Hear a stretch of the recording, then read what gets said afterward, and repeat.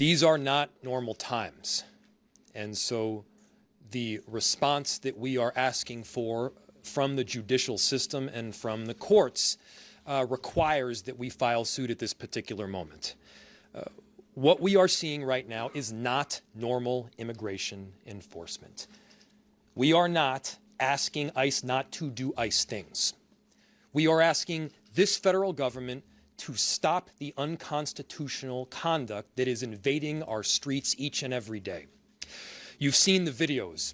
At times there are as many as 50 agents arresting one person.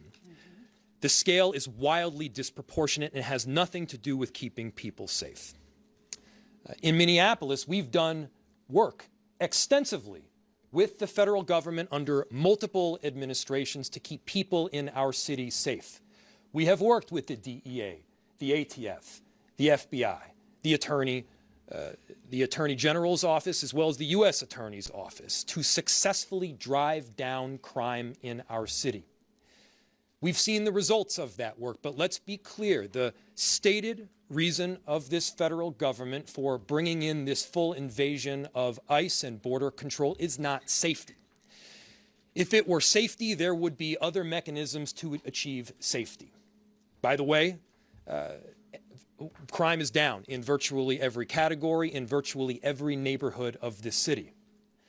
If this were about fraud, then you'd see an invasion perhaps of accountants. But that's not what you see.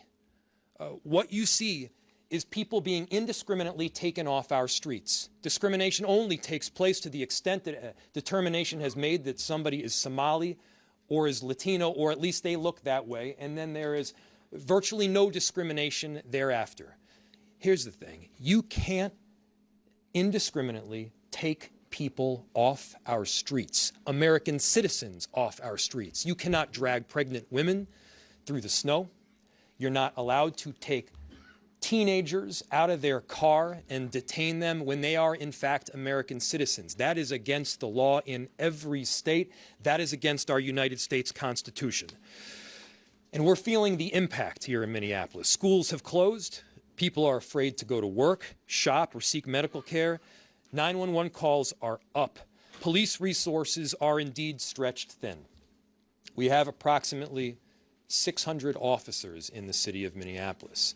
Mayor Herr has approximately 600 officers in the city of St. Paul. The number of ICE agents and border control are now in the thousands. They are in the thousands. If the goal was immigration enforcement, if the goal were simply to look for people that are undocumented, Minneapolis and St. Paul would not be the place where you would go. There are countless more people that are undocumented in Florida and Texas and Utah. Why are they in these much smaller cities in the middle of the Midwest? The answer is very clear. It is politics. Florida and Texas and Utah are Republican states. The reason that Minnesota and Minneapolis are being targeted is because you've got a Democratic governor, a Democratic attorney general, and you got Democratic mayors.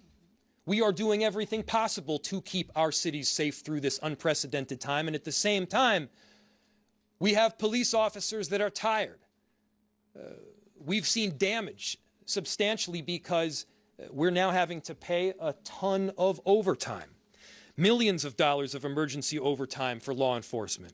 Emergency operations have been activated across our city and state agencies, pulling focus on daily core services that we, by the way, are tasked with providing.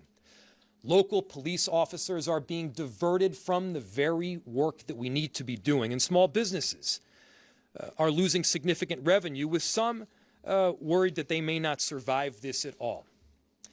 People are scared to take their kids into school or daycare, to go into work.